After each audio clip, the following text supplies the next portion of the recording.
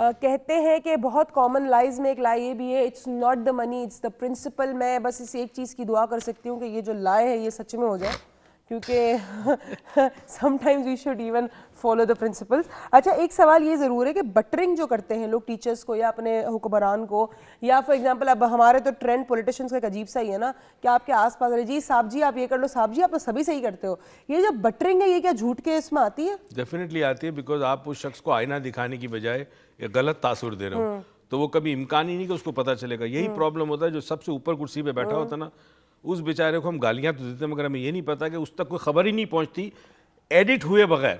हर चीज जो उसके पास पहुंचती है उसके चमचे पहुंचाते हैं।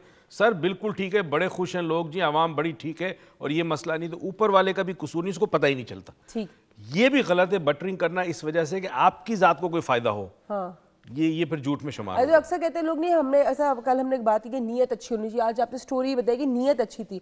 अब लोग कहते हैं हम बटरिंग करे थे, हमने उसकी कोई बुराई तो नहीं की, हम तो उसको एक एलिवेट कर रहे थे। अब वो बटरिंग तो अजीब अजीब भी होती है। अगर आपको उसमें फायदा मिल रहा है तो फिर आपकी नीयत खराब है। मगर अगर आपका कोई फायदा नहीं, एक टीचर चाहता है कि स्टूडेंट जो अच्छा मार्क्स लेके आए, तो कहेगा कि बेटा मुझे यकीन है कि तुम मैथ्स में बहुत अच्छा करोगे, राइट। हालांकि वो झूठ बोल रहा है, मगर उसे अपनी जाती तौर पे फायदा नहीं। That's different. अच्छा, एक बात बताइए, टाल मटोल करने वाले, टोपी ड्रामे करने वाले, उनमें और झूठ बोलने वालों का क्या चक्कर है? देखिए, टाल मटोल जो है वो एक बीच का रास्ता होता है कि अगर आप सच नहीं बोल सकते इस वजह से कि दिल आजारी होगी या नुकसान होगा, और आप झूठ भी नहीं बोलना चाहते, तो उसमें बीच का रास्ता ये है कि टाल दें वक्त के ऊपर। कई दफ़ा कुछ सच इतना सख्त और कड़वा होता है कि सुनने वाला तैयार नहीं होता उसके लिए। मिसाल के तौर पे एक औरत को एकदम से पता चले कि उसके हस्बैंड का अफेयर है कहीं पर, तो she will be in a state of shock.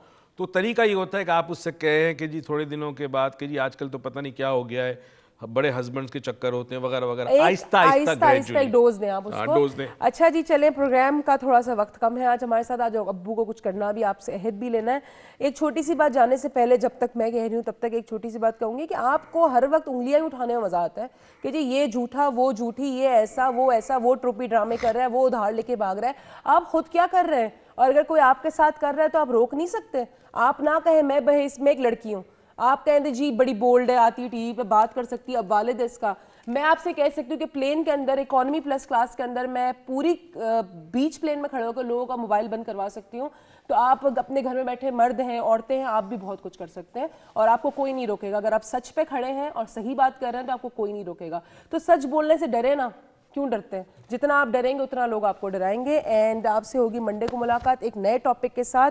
अब आपकी बारी है, अहद वह जो लेना है आप ले लें।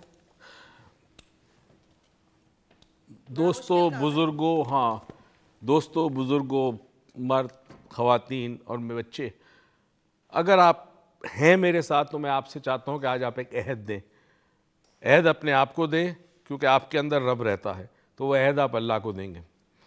मगर अहद करने से पहले एक चीज़ सोच लें कि जब अहद कर लेते हैं तो फिर आप बैकआउट नहीं हो सकते, और उस अहद को अमूमन डिक्लेरेशन के फॉर्म में करते हैं।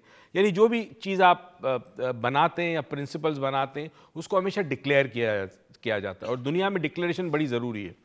तो आप एक अहद अपने आप से करें कि आप कोशिश करेंगे कि आज से सच बोलेंगे, मगर सच इस तरह बोलेंगे कि किसी की दिल आज़ारी ना हो, किसी को तकलीफ़ ना हो। इंतज़ार करेंगे जब वो शख्स तैयार हो सच सुनने के लिए। अपने ज़ाती मफाद के लिए आप झूठ नहीं बोलेंगे। अगर तो आप ये अहद करते हैं तो इस अहद को डिक्लेयर करें। डिक्लेरेशन दो तरीके से होता है। ज़बान से आप डिक्लेयर करें अपने राइट हैंड से, जैसे नॉर्मली उठाया जाता है हाथ, मगर ये वो वाला नहीं जो असेंबली में उठाया जाता है, ये दिल से होता है। या इस अहद को 27 मरतबा, एक जुमला है, उस जुमले को 27 मरतबा कागज़ पे लिखें, और वो जुमला ये है कि from today I hereby commit that I will only speak the truth as and when required. Urdu में कर लें कि मैं आज से अहद करता हूँ या करती हूँ कि मैं आज से सच बोलूँगी या बोलूँगा जब कभी ज़रूरत होगी, इस तरह से कि किसी की दिल आज़ारी ना हो। इसको 27 मरतबा इस जुमले को लिखें, कागज़ को बंद करके आप तकिए के नीचे आज रात को रख लें। एवरी नाइट 7 रात तक उस कागज़ को तकिए के नीचे रखें।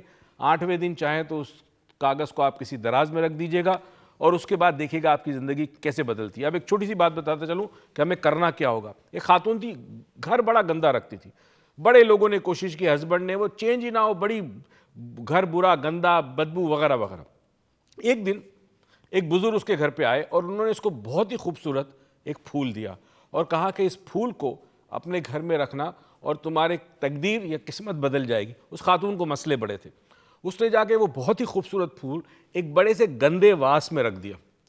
कुछ देर बाद उसकी नज़र पड़ी तो उसने देखा कि वास इतना गंदा है, गुलदान इतना गंदा है और फूल इतना खूबसूरत है, चलो मैं गुलदान को साफ़ कर लूँ। उसने जी गुलदान को साफ़ वाफ किया, ठीक ठाक किया, फूल उसमें रख दिया।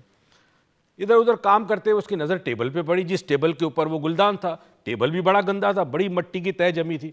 उसने कहा बड़ी बुरी बात है कि इतना खूबसूरत फूल उतने खूबसूरत गुलदान में और वो दोनों खूबसूरत चीज़ें गंदे टेबल पे। उसने जी टेबल साफ़ किया।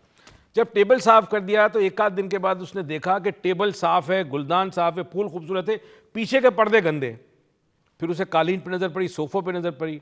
किस्सा मुख्तसर के उसने काम ये किया कि उसने अपने घर को साफ़ करना या क्लीन करना शुरू किया और एक दो दिन के अंदर वो घर जो बहुत ही गंदा था, बदबू आती थी, वो स्पार्कलिंग करने लगा, इतना साफ़ सुथरा हो गया। उसका हस्बैंड भी बड़ा हैरान, उसके बच्चे भी बड़ा हैरान कि मेरी माँ को क्या सूझी कि उसने ये घर को साफ़ रखना शुरू कर दिया। नाज़रीन, इस स्टोरी के पीछे एक मैसेज है और मैसेज ये है कि वो एक खूबसूरत फूल अगर आपके घर में आज आ जाए तो आपके घर से गंदगी चली जाएगी। और वो खूबसूरत फूल है सच। अगर आप अपनी ज़िंदगी में सच को आज ले आएँ तो कुछ टाइम ज़रूर लगेगा, मगर आहिस्ता आहिस्ता झूठ आपकी ज़िंदगी, आपके घर और आपके माशरे से कम होते होते गायब हो जाएगा।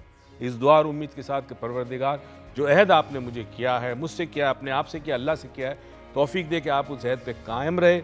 इस दुआ और उम्मीद के साथ कि परवरदिगार आपको ज़िंदगी में बहुत सारी खुशियाँ दे, तौफीक दे कि खुशियाँ दूसरों में बांटे। पाकिस्तान पाइंदाबाद।